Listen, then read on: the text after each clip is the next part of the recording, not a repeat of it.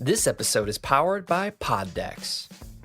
Pod Decks are unique interview questions and episode starting prompts in the palm of your hand. So whether you're a new podcaster or existing broadcaster looking to grow your audience and have more meaningful conversations, you're going to want to check out Pod Decks. Now, if you want to get 10% off your order right now, you can go to poddex.com and type in coupon code. What's the code? It's P3 Show. Yes, that's the code. Check out poddex.com. Take your podcast to the next level. Welcome to P3. 5 picks to create the perfect package. It's time for the Perfect Package Podcast. Here are your hosts, Chad and Dave. Welcome, ladies and gentlemen, and the rest of you. This is P3, the Perfect Package Podcast. It's time for another Perfect Package. I am Chad. And with you once again is your boy Dave. I guess it's not really the perfect package tonight. Just kind of the perfect shoot the shit hangout kind of thing. We're just chilling, hanging out. Perfect chill. On a hot ass day. It is humid outside. Yes, to say the least. It is unfortunately humid. I was not happy about the small amounts of time I had to be outside. I saw you brought a cooler in tonight. Yeah. So in the spirit of what we're doing, I thought, what better way? Usually when I'm shooting the shit, I got a brewski in hand. Something pretty low ABV, water-like, keep me hydrated and get me there. So, whatever. And I'm drinking coffee. Well, considering what you've been doing this week so far, coffee seems like mandatory if you're going to be up past, 6 o'clock. At 7 o'clock at night, drinking coffee. Hey, don't tell me what to do with my Jack Daniels. I am a fan of putting booze in a hot drink. I can't remember who said it, but God, I loved it. It was because there's all the variations of, how do you like your coffee? I like my coffee like I like my women. Yeah. Oh, yeah. My two favorite are, well, the Death Hag one, which is ground up and in the freezer. Or my personal favorite is hot and full of booze. Okay. Yeah. So it is our 45th episode. So just we've got something special planned for 50. We just finished a run with our space series. I thought it would be nice to just kind of take our foot off the gas for a night and just chit chat. Hell no. All gas, no brakes. Okay. I jest. No, I think it's probably a good idea to just have a little bit of downtime, but no reason to skip a week. You just chill and chat. Nothing wrong with that. So I reached out to our dozens of fans. Literally dozens. All around the world. There are 7 billion people in the world, and dozens of them love this show.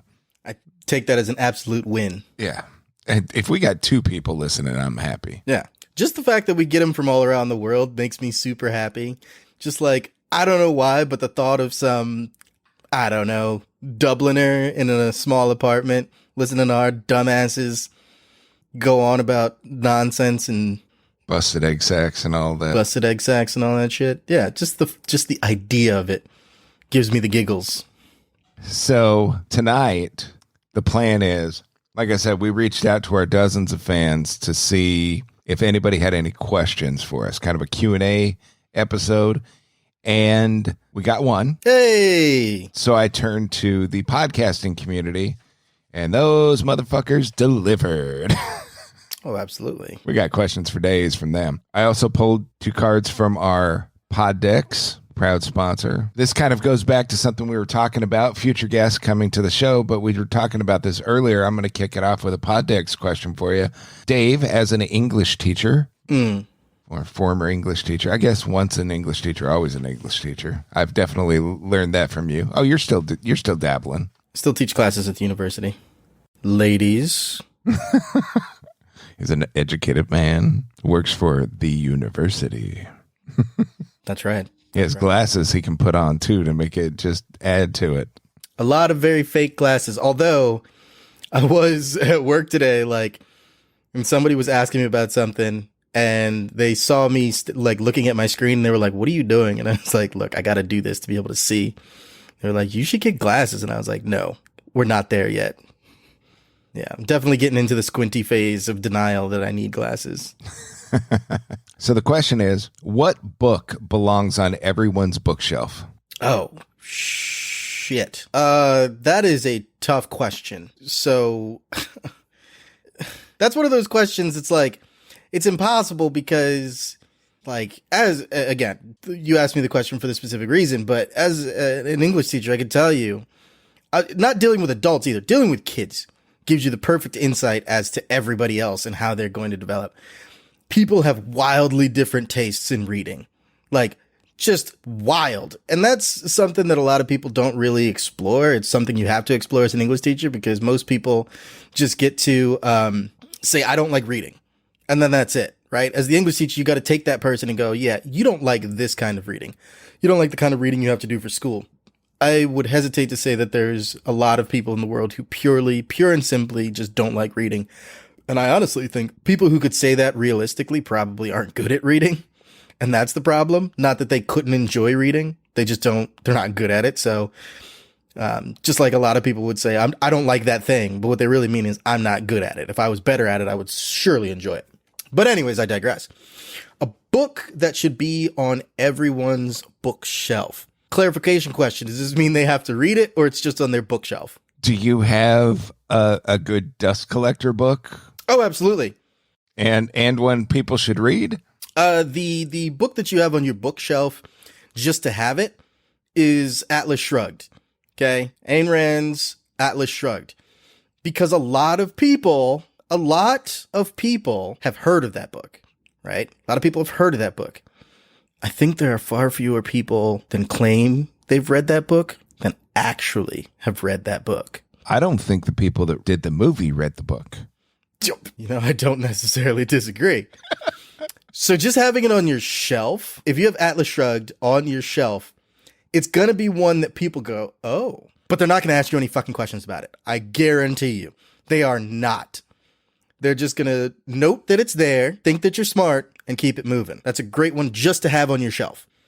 A great book to read, really, like, this is going to sound super silly, but the first Harry Potter book, like, do yourself a favor. A lot of people love those movies, right? And I get it. It's an enjoyable series of movies. And the first movie is kind of an outlier in the rest because they do get better in terms of their quality as they go on. Although I would say that the third movie is the best in terms of just because Alfonso Cuarón is a fucking weirdo. And that movie just kind of sits as an outlier in terms of how it approaches the characters and their interactions. But the books are really great. And if you read the first one, you'll have a taste of what you're getting into. And I think there's a lot of value in the books that is separate from the movies. Not to say that the movies are bad. The movies are great. I really enjoy them. And it's not one of those, oh, the books are always better type responses. It's just, they're very fun in their own way.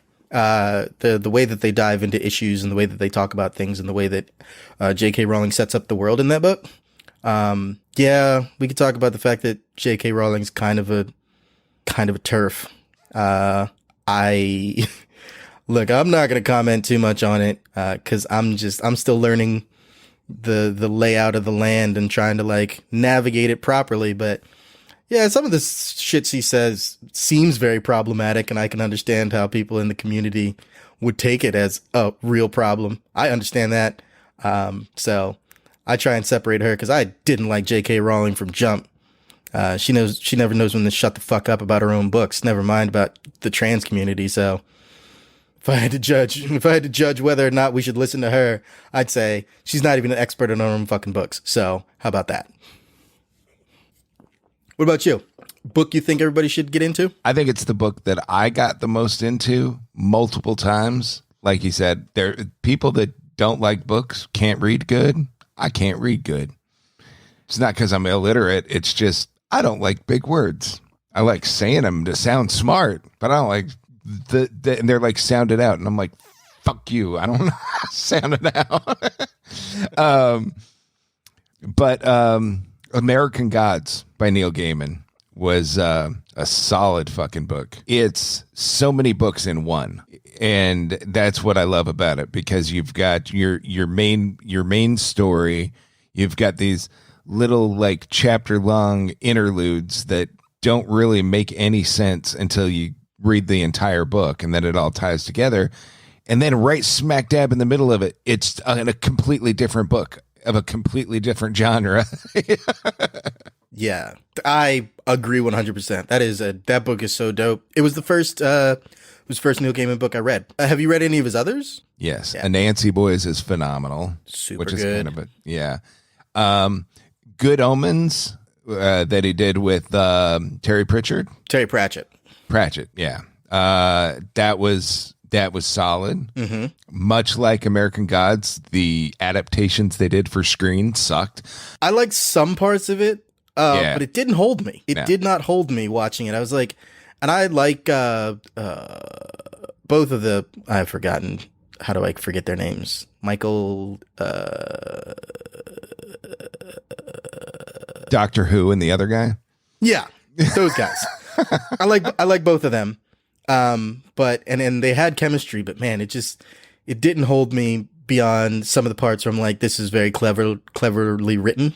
Mm-hmm. But yeah, I've even dipped into some of his, he did some quote unquote children's books. mm-hmm. Like The Day I Traded My Dad for Two Goldfish, I think was the name of one of his books. And he's got some crazy shit out there, and I absolutely love it. All of his writing I really love. I've read a lot of Stephen King stuff, and I love Stephen King can paint a picture with words. He leaves nothing to the imagination. Cannot end a book, though. Yeah. His books just end, and it's like, what the fuck? So, All right. this question, we got a lot of questions, so we're going to keep looping back to her. But Kate from Ignorance Was Bliss, former guest, probably future guest too, she gave us a metric fuck ton of questions, and most of them are podcast related, so I will give you one of hers. What would you not do an episode about? Oh, there's a ton of things that I wouldn't do on ours, simply by virtue of the fact that ours is comedy. You know what I mean? There's a lot of things that I think are not necessarily taboo in comedy, and it's just some topics require a master's touch to really even start to delve into, and even then it's dicey. And while I appreciate that, we are just kind of dicking around and having fun, I think that there's just some topics that our style of humor would not be appropriate to hit some topics. I don't know, not to be a downer, but I wouldn't want to do any show on like sexual violence like that.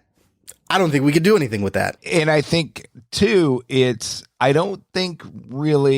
I wouldn't go as far as say that there's things that we wouldn't do. I think we would probably consider anything. But it all comes down to the context that we can do it in. Right. We'd never do a straight, the perfect fucking sexual violence night. No, we'd never do that. No. But we start talking about what's happening in the busted egg sack and the holodeck. We're treading on that territory. Yeah, exactly. Like, I mean, look, we had a joke on an episode where I'm hooking up with somebody and you're like, also, you happen to have that gun just on you. And I'm like, oh, yeah, I should probably give that to her. Like, that's the closest we're going to get, where I'm like, I wouldn't want somebody to feel uncomfortable because we're hooking up and I happen to have a gun, so I'd give it to them. And I think that's funny. It's a play on, right? But it's not diving into it in that direction. It's trying to address the reality of those sorts of weird interactions, but sort of, and not even just distancing, but turning it on its head so that it's understood that, I wouldn't condone that. And but it's tough, right? Like, if you go into something more explicitly trying to talk about that thing, it's not always going to work. So yeah, I agree with you. I don't think it's so much that we wouldn't approach a topic at all. It's just, are we going to make it the focus of what we're talking about? Probably not. And I'm looking at Ryan's comment, The Perfect Religion. I would love to do The Perfect Religion as an episode. Are you kidding me? I would love to do The Perfect Religion. Coming soon. Season 2. You asking me, can I talk about cult leaders and all kinds of crazy stuff like this? 100%. All right, next question is from Joe of Out of Bounds. It's got a Z at the end. That's why I said it that way. With a Z. Forced to either only listen to music forever or watch movies forever, which would you pick? Do the movies have music? I'm assuming. Movies. I would do movies too. Yeah. I very rarely listen to music. It's been a long time since I listened to any music. No, movies, hands down. I could live without music. I love music. Like at my house, if it's just hangout time, like spare time in the evenings, music is on the main TV. Well, we're not the type to have just random show on in the background when people are just chilling. We're the type to put on YouTube, let the algorithm do its job, and if we don't like something, we'll skip it, but we're introduced to new music all the time, and we just listen and listen and listen and listen. It's one of those weird things where, like, I like music, but people could quiz me on music all day long, and I'd be like, I can't tell you who's the best in this genre. I can't tell you the names of people's songs off the top of my head. I can't tell you the names of people's albums off the top of my head. You do that, and I'm like, but people can start to hum something, and I'm like, oh, I know that song. Well, what's it called? I don't fucking know. What are the lyrics? I don't know. I can kind of follow along. I just know I know that song. I just like the music. It's one of those, I am certainly one of those people who gets pissed off when people are like, oh, well, if you don't know about them, are you really a fan? Yes, fuck off. Yeah, I really like their music without having to know everything about them and their background. Why don't you get a fucking life and enjoy the music? But I would pick movies because they come with music packed into them. Next question is from Rafe from Have Not Seen This. Mm-hmm. If you could sit down and have a conversation with anyone from the world of podcasting, who would it be? I'm going to let you take this one first. What do you like? I'm interested to hear your answer on this one. For me, it's a no-brainer. It's somebody I really enjoy. I would love to sit down with Kevin Smith. Okay. And dig into it. And it's kind of a cop-out, but he does so much with podcasting now. I would love to sit and have a conversation with him and boy, would he talk. The other big podcasters is like, no, they don't speak to me. So, I got a second. Paul F. Tompkins. I love Paul F. Tompkins. Yeah. I do love Paul F. Tompkins. He didn't cross my mind, but he's pretty brilliant. My answer would actually be Bomani Jones. He does The Right Time with Bomani Jones. He does he works for ESPN, so he does a lot of sports podcasts. But The Right Time is probably my most consistently listened to podcast over the course of years because he is basically my spirit animal when it comes to being a black man in America, right? He has interesting perspectives on things. And while I don't always agree with him, one of the things that I think is the most important about Bomani Jones is he always explains his thought process thoroughly and completely. I get so mad when I listen to a lot of podcasts, obviously, but I get so mad when I hear conversations between podcasters and then they'll like get into something like not necessarily an argument, but a disagreement on points. And they'll just do a terrible job of explaining why they feel the way that they feel. They'll just skip around things and they'll repeat the same points. And they'll also kind of tiptoe around an issue. And not in that way that like, some people are like, I say the real, I tell it how it is, Not that, but being able to approach an issue, like you said, it's not about dodging an issue. It's about making sure you approach it the proper way. He does that. He'll talk about the issues that he feels are important. He'll talk about them and explain his thought process and why he feels the way that he feels. But at the same time, he acknowledges his own biases. He'll be like, look, I have this experience and this is my background, which colors the way that I think. And I'm okay with that. Like, as long as I'm not being a problem, I think it's okay that I think differently than other people. And he speaks to a lot of issues that I really care about. And I would love to sit down with him because he is crazy smart. crazy smart. And I really enjoy listening to the things he has to say. This is from Nikki from Crispy Pickles. Okay. I love crispy pickles. What's the most underrated side dish? The most underrated side dish. If it's going to be underrated, it's got to be something, obviously, that's delicious. But I think it's got to be something that's held in decently high esteem. Like, we're not going to talk about things that some people like. And so they're like, oh, it's underrated. And everybody else is like, this shit tastes gross. So, no, it's not underrated. It's fucking gross. So it's got to be something that's good. It just doesn't get the play that it should, right? Yeah. I'm going to go with red beans and rice. Ooh. Red beans and rice is an underrated side dish. You just don't see it offered a lot of places, but it's not something where people are like, ew, red beans and rice. No, this shit is good. People like it, but it just doesn't get a lot of play, and I think it should get more. When I go to Popeyes, red beans and rice, please. Every time. If I go to KFC, guess I'm going to get your styrofoam-ass tasting mashed potatoes. Exactly. I'm going to say green bean casserole. Why do we only get it on special occasions? I don't know. Why can't I have it on a Tuesday? Green bean casserole. I think people do. Because if you think about it, oh wait, no, I guess that still counts as special occasions. But when you like watch movies and they're talking about like Aunt Claire is coming over and making green bean casserole, but that's kind of a special thing, you know, because usually that's not like, oh, Aunt Claire comes over every Tuesday. It's Aunt Claire's coming over. She's visiting from Florida, putting out the good plates, and we're making green bean casserole. This one, I cannot wait to hear your answer.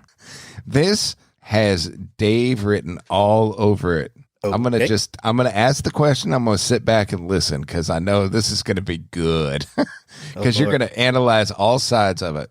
This comes from Keith, who is the host of the Pop-Up Filmcast. Okay. Next, James Bond, Paul Rubens, or Pauly Shore. Oh, okay. Give me a hot second. Give me a hot second for one reason. Because I need to see what they look like now. Because I know that I could take them at their peak, but I also want to consider, for the very specific reason that I think that a good Bond needs to age well, I need to see what they look like now. All right, so that's what Pauly Shore looks like now. It's a bit of hit or miss. It's a bit hit or miss. Paul Rubens, I think he's aged a bit better. All right. So, couple of thoughts just right off the bat. Pauly Shore really talks like that. Okay. He can't, like, obviously it's exaggerated for the films that he was in the 90s and such, but he talks like that. So that's going to be one hurdle to overcome as a Bond. Paul Rubens, on the other hand, is perfectly capable of putting on a slightly more mature voice if asked to. In terms of what I want out of a Bond, I want somebody with sex appeal. Now, Pauly Shore is a dingus, okay?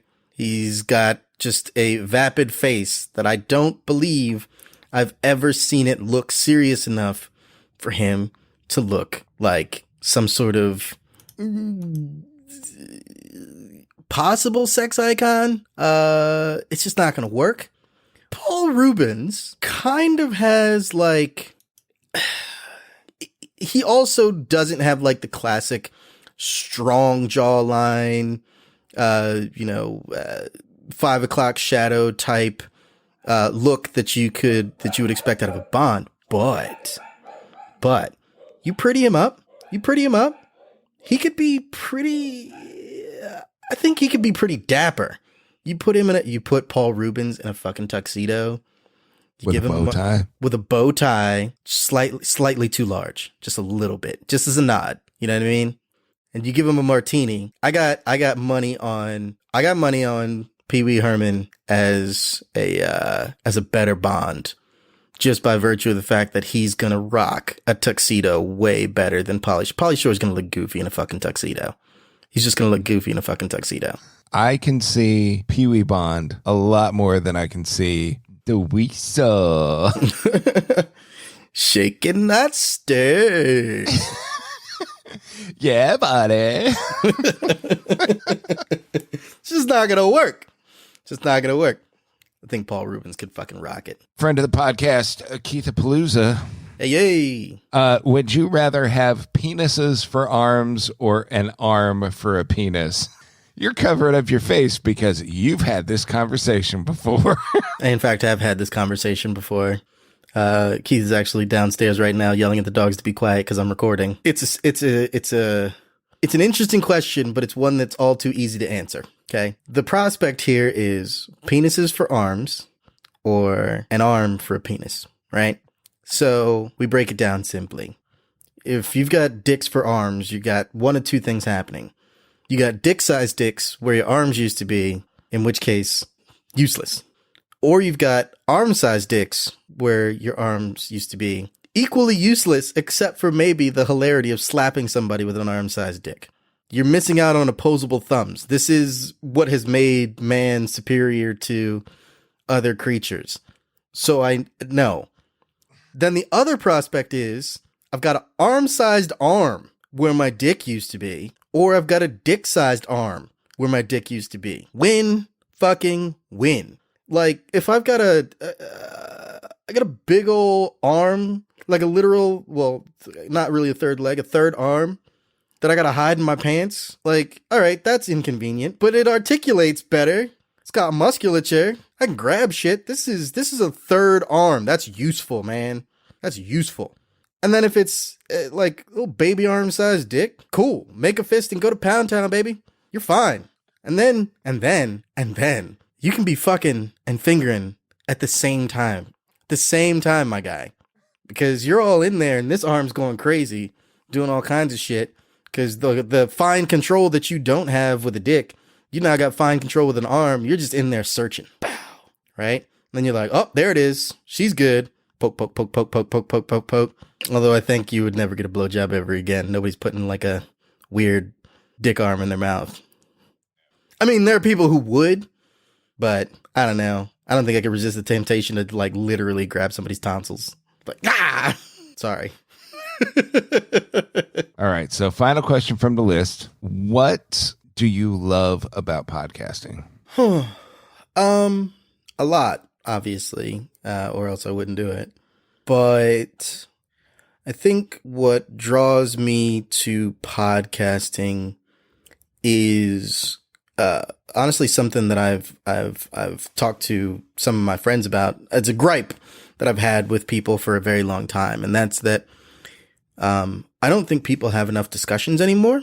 In our everyday lives, we discuss stuff for work. If we work on, project-based stuff, or if we, obviously you have to communicate with people. And I think people have discussions sometimes with their loved ones, some of the necessary ones, like if you're giving your kids the talk or you're breaking up with somebody or some shit like that. But I don't think people really talk about their feelings or just things that they like or ideas that they have in genuine conversations with people that they know, right?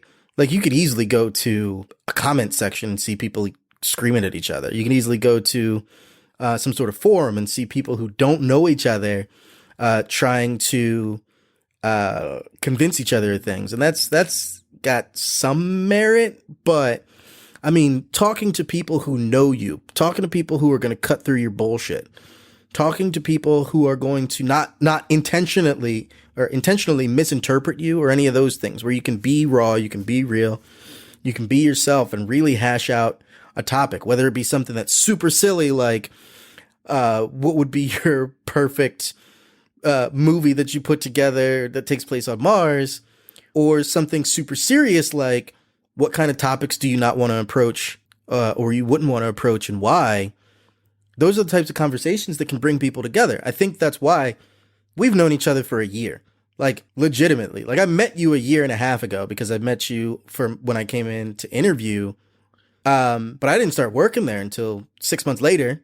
And we've been talking at least once a week, having conversation, bouncing ideas off of each other, learning about our preferences, our likes, our dislikes, how we approach the world, and just getting insights into the way that each other think for a year solid now. We've not missed a week of conversation, or at least if we missed a week, then we had two in another week. You know what I And I think that's brought us very close in terms of, we get along, we understand each other. I think at this point, there's not a whole lot that you could say or do that would pivot off my opinion of you, because at this point, because we've had so many conversations, and even though we don't interact all the time, because we've had so many conversations, I kind of have a pretty good idea, even in just a year, of who you are as a person and where you stand. So you could probably say something sideways, and my first initial thought wouldn't be, man, Chad's fucked up. It would be, man, I wonder why Chad thinks that. Let me ask him. You know what I mean? And so that's what draws me to podcasting, is it's people talking to each other about things. It's people getting to know each other, and their audiences get to know them as well. You know what I mean? Like some of the, I mentioned earlier, I would love to talk to Bomani Jones. As I said, there's a lot of things that I don't agree with him about, but I think, again, there are a lot of things that he could say that the average person, or people who don't listen to him rather, might misinterpret, where I'd go, I wonder what he thinks about that, and I'd love to ask him about it. And so the draw to podcasting for me, not just in what we do, but across the board, is really getting to see people have real conversations about topics ranging from silly to serious, and really getting to understand people's thought processes as they hash out their thoughts on a topic and really dive deep on something. That's what I really love. Yeah, it's podcasting is, I think, one of the greatest outlets there is for me. This is therapeutic. I mean, I don't get on here and talk about my feelings and get all in my feels about shit on here. There are people that do. Mm-hmm. And it's fucking annoying. Yeah. No, it's good for them. That's their bag. For me, it's that for the hour and a half that I sit in front of this microphone is just nothing else matters. For 90 minutes, I can just shut off everything in the world. I had a shit day at work. That's cool, because I'm going to go talk to my friend and we're just going to have some laughs, probably at my expense, but it's worth it, And and what's funny is you'd never know it with some of the things that I do in my free time. That sounded dirty, but it's not. I am a terribly shy person, and I'm not really introverted. I guess I'm introverted unless I can be the center of attention, if that makes sense. Mm-hmm. It's like I'm never that person at a bar that's like being boisterous and drawing attention to myself. But if you put a microphone in my hand or you put a microphone in my face, nothing else matters. Mm-hmm. You put me in front of a room of people without a microphone, I will fidget, I will pace, I will go crazy. You put a microphone in front of me and I'm cool as a cucumber, I can talk for days. This microphone is my security blanket when it comes to public speaking and stuff like that. And in many ways, it's a symbol. This is what I hide behind, but so people can't see this face. But anyway, I am one of the most, self-deprecating, self-loathing people you will ever meet in your life. I love making fun of myself, and that's just who I am. And it's because it's like in the new day and age, the new culture, the cancel culture or whatever, people don't like that anymore. They do not like people making fun of themselves. No, you matter, you count. And I was like, oh, no, I don't. Let me hate myself. God damn it. It's hard. It's hard being like that. But no, I mean, podcasting before I did a show by myself that was ass. And then I did a show for almost 2 years with my friend Kim, who's out in California. Still trying to get her on here, but she's California, and we can't figure out that East Coast, West Coast time difference. I can, but she can't. She's like, yeah, let's do it at 9:00. And I'm like, okay. And then I'm like, 9:00, I'm sitting there, and she's like, no, 9:00 my time. I'm like, that's midnight here. Yeah. You mean tomorrow? But unlike this with you and I, she wanted to do a show that we weren't doing. Right. You know, it was two different things. We had good chemistry. We gelled. We did it for 2 years. We did it for a year before we even met face to face. No, and when people found out that we did it like this before quarantine was a thing, you know, people were blown away that we were not sitting in the same room when we did it, because we were off of each other and we were gelling. And but it's, you know, and it was ultimately that's what did it in. And I've got them all, and I've occasionally gone back and listened to some of them. It's a lot of fun. It's a lot of fun, and it's very therapeutic to do. And I've made the joke many times, and it's true. Podcasting got me off the stool more than once. And that's why I do it. I absolutely love it. Did Ryan ever give us a question? Yeah, have you not seen it yet? I'll toss it to you, and then you go on it, because I've been thinking about it for a while, because it's been up for a good 4 or 5 minutes. If aliens came to Earth and offered for you to go live with them rather than stay on Earth, would you do it? Can I design their ship? And can I bring my friend Dave and my podcasting equipment? Can I pack before I go? Because I'd like some comfortable shoes, a jacket. Do they have a holodeck? Dude, if they got a holodeck, the answer is 100% yes, and immediately. Let's go. I would probably go. It's a great question. It is a great question, because there are a lot of factors, right? Like, I'm sitting here and I'm like, leaving everybody behind. Yeah, I think I would have some questions. I'd be like, what's my possibility of still chatting with my people? I would be like, all right, if it's just me, do you have the technology so I can still do my weekly podcast? Like, can I still chit-chat it up with Chad? You know, call my mom every now and then? Can I still do those sorts of things? But I think I would be very interested, just because it would be wild, man. Like, going off to live with aliens. Are they hot? Is an important thing. Because if you're telling me I got to beat off for the rest of my life, because we just can't. I can't be getting it with aliens. Like, are we talking Star Trek green ladies? Because, all right, I'm thinking about it now. But if it's like some weird xenomorph, too many mouths aliens, I can't. You could be cool as hell. I'm not going to be able to hang around with you, because I'm going to be freaking out every now and then when I wake up and it's just like, oh shit, forgot that you had, 3 mouths that came out of each other. Sorry. Did not mean to freak out. No offense meant. I think I would have questions for him as well. But my big question would be, they drop down and they're like, you bald man. I don't know why they talk like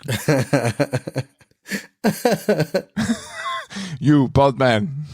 You come and live with us and leave Earth behind. I think my first question, I would question their judgment, because why the fuck would they pick me? All the people on the planet, why the fuck are they picking me? What did I do? Who do they know? And then if they say, you're going to do great things, then I'll know they're full of shit and I'm out. Bounced. Y'all, there's some bullshitters. Is this some sort of just got that probe thing you're gonna You're either gonna probe me, or this is some sort of pyramid scheme that I don't know about, where I gotta go to other planets now and recruit other people. It's like yes, if you come with me on this, why did you pick me? And he says, look, sir, I am a prince from Nigeria. Nigerian 7, and I have a whole lot of astro gold that needs to be transferred, but I can't access it. You are the only one. I'm like, on this green planet you call Earth. If you help me transfer all my astro gold, I will give you a lot of it. It is very valuable. Like, get the fuck out of here.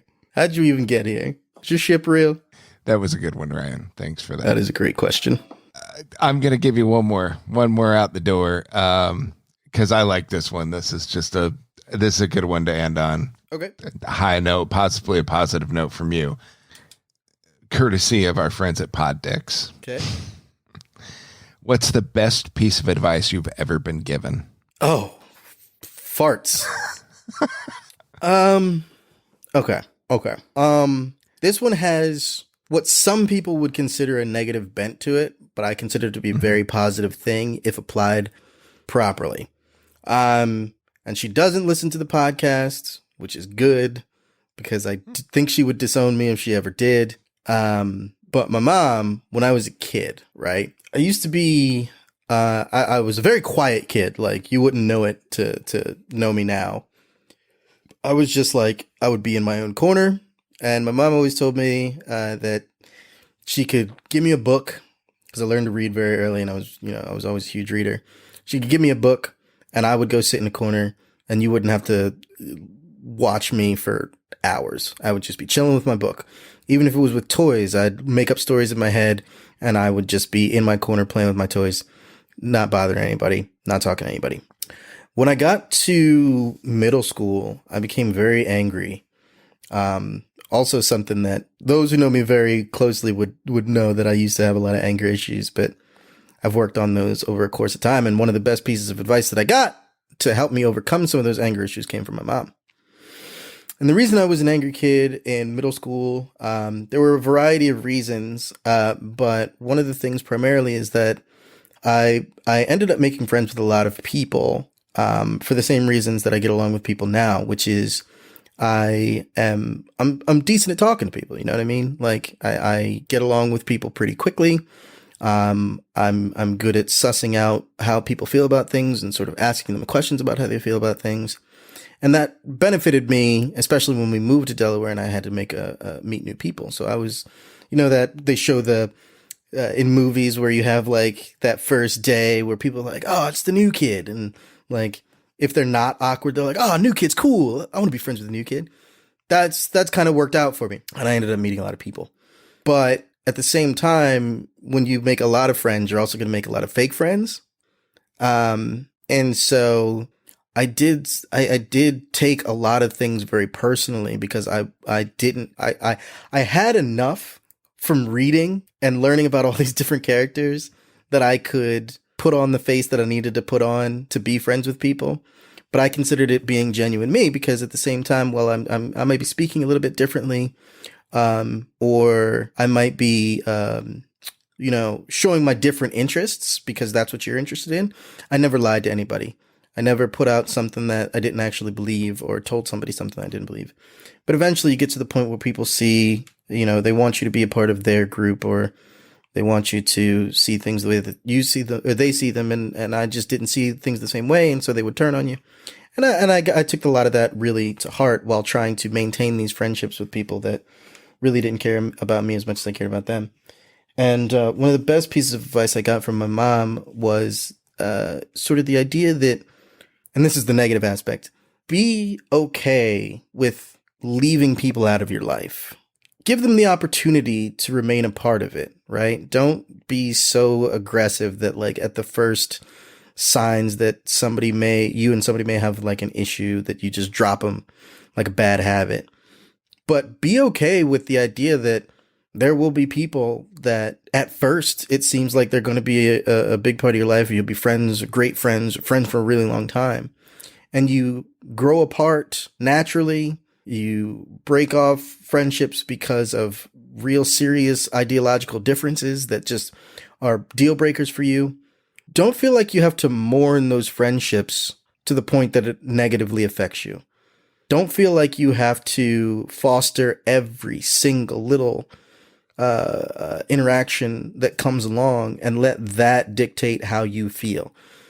And so over the course of my life, that's become something of a mantra for me, which is I know that I'm always prepared to cut somebody out of my life. And that's the part where people go, damn, that's cold blooded. And I'm like, it's not as bad as it sounds. It's not like somebody says something sideways and they're done. And it goes back to what I said earlier about the reason that I love discussing things with people and I love podcasting, because like I said earlier, I've only known you for a year, but I think it would take a lot for me to go, I'm done with Chad at this point because we know each other well. But if we got to a point where you and I just could not come to see eye to eye on some crucial issue, or, we fundamentally just started to become so different that it didn't work out in terms of hanging out with each other, I would be upset that I'd lost a friend, but it wouldn't allow it to then color who I am moving forward. And I think a lot of people are holding on to or creating toxicity for themselves. Maybe not even holding on to toxicity from previous relationships, whether they be friendships or, romantic relationships, but just creating toxicity for themselves as they interact with the people that they are still friends with, or the people that they are currently dating, or whatever. And it doesn't have to be that. You can remember, you can learn lessons from, but just don't let it color everything that you do moving forward, because it's just going to drag you down. And I think that's the best piece of advice for me personally that I've ever gotten. See, in any normal episode, that would be the end. That's your PSA this week. Fuck, man, that's good. That's really good. Mine's hokey and doesn't make half as much sense as what you said. Mine actually comes from when I was going through school for X-ray, to be an X-ray tech. I was in the military at the time.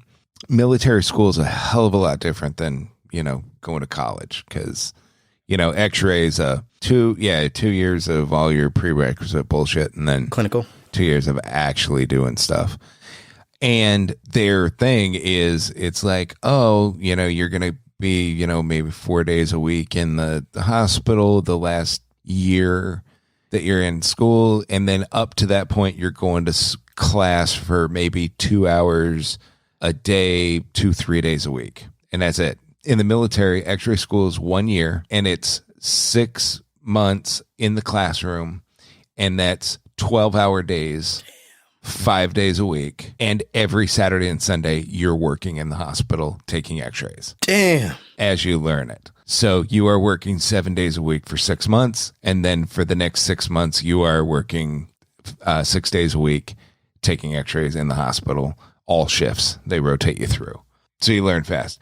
In the course of that year, you have 66 tests you have to take. You can fail I want to say 12. No, you can fail. Shit. No, it's 6. It's 6 of 66. Yeah, because it was 666. I'll never forget that. 14 is when I turned the corner. I failed 5 of the first 10 tests and was on borrowed time.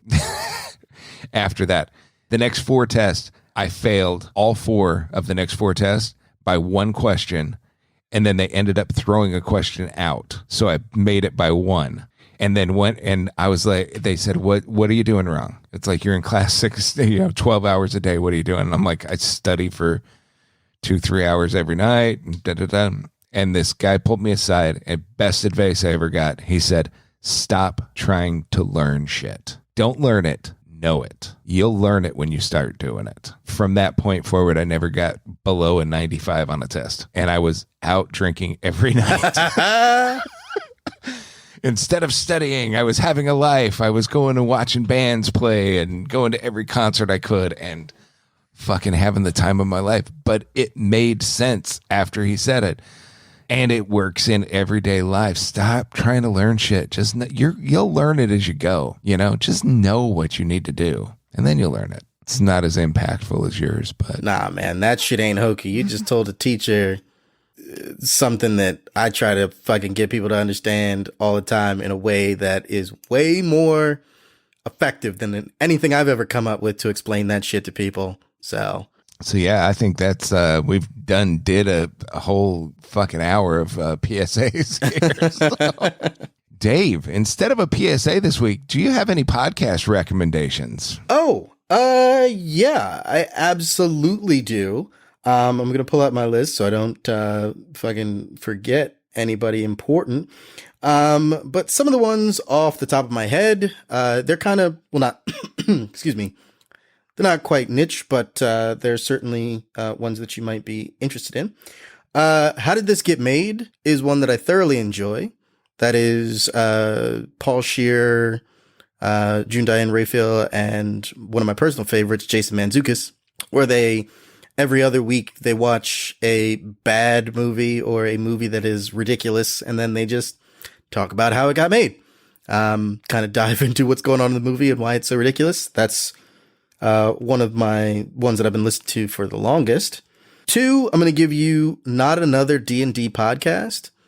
I'm sure at this point I've mentioned plenty of times how much I enjoy D&D. It's super fun. I enjoy it. Not Another D&D Podcast is one of those ones that is just it's 3 long-time improv comedians playing with a DM who is a long-time improv comedian. And so they play D&D. There are a ton of episodes, a lot to binge. It's a super funny, super fun. And if you've ever been interested in what D&D can be or what it's like, give it a listen. Super fun. And then my last one is one that actually just came back up. I actually just became a patron of them on Patreon to listen to their more recent episodes. They switched over to mostly Patreon. And that's Old Gods of Appalachia.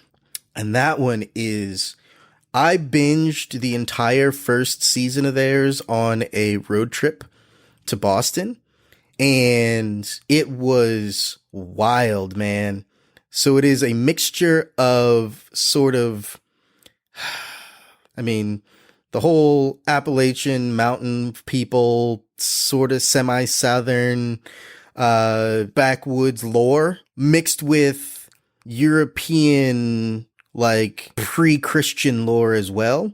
And it's Old Gods of Appalachia. It's these stories about, these people who are dealing with devils and demons that aren't the Bible's devils and demons. These are more like people, more relatable, more realistic. And it's a ongoing just story that's being told in these half-hour to 1-hour segments that are pulled together. It's the narrator. His voice is the closest to Liquid Sex that I've ever heard. It is like, I've never understood how people can get just like hyped up over a Southern accent. That dude has a voice that makes me just want to fight somebody to get to it. It's pretty awesome. And the stories are great. The stories are super engaging, super compelling.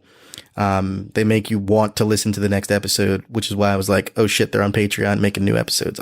I'm after it. So, I would suggest everybody give a listen to that one as well. For me, I would say, my newest discovery is Oh No Lit Class. It's 2 English literary type people that break down the biography of a famous author and then go through some of their well-known works. They do it in a very humorous and a way, very on brand for the kind of the stuff we do. Mm-hmm. They make a lot of jokes that would fit well in here. There's an audio drama that's gearing up for its big release that is called Seen and Not Heard. It is the story of a girl who gets sick and loses her hearing. So a podcast about being hard of hearing in a hearing world. There is a bit character who is in the prologue and also one part of the team behind the Perfect Package podcast. Ooh. So if you want to check that out, the first prologue is out, which is I play James, who is a sign language teacher. Okay. So, and the little prologues are like 4-minute long little ditties. So you can go check that out. My old standby is Hello from the Magic Tavern, of course, with our buddy Adel Rafai. Hey Riddle Riddle, also with Adel Rafai. If you like The Office, of course, Office ladies, you got to listen to that. Angela and Pam from the show. Also, I found there is a podcast called The Office and Oral History, which is hosted by Brian Baumgartner, who played Kevin on the show. Fran and Kathy are friends over at the Real Queens of Queens. I do still listen to that. Of course, Capes on the Couch. Absolutely. And many other podcasts. So many. I'm scrolling, and I'm like, I don't have time to talk about all these, but there's some good ones. Yeah, if you hadn't mentioned our friends Uncle Tony and Doc Issues over on Capes on the Couch, I was gonna do that. Yeah, they just did Reader. They did Reader. Yeah. Oh, and if you want a great episode of theirs, they did Eeyore. I listened to that one from Winnie the Pooh, and it was phenomenal. It's a great episode. It is a great episode. So more things coming in the near future. I'm going to have a little more time to fluff up the social media action. Remember to rate, review, and subscribe us wherever you find us. Tell your friends about us, God damn it, if you haven't. Until next time, if there is a next time, we'll talk to you then. Deuces, y'all. Thanks for tuning in to this episode of the Perfect Package Podcast. Perfect Package Podcast. Do you have an idea for a future topic? Shoot us a message via Twitter, Facebook, or even Instagram. We are P3 Show across all platforms, or visit our website at p3show.com. Remember to subscribe to the show and spread the love with a perfect 5-star review. Otherwise, we may start to think you're a hater. Thanks for listening, and tune in next time for a brand new episode of the Perfect Package Podcast. Pickle Piper Pecker, Perfect Pecker Pod Package.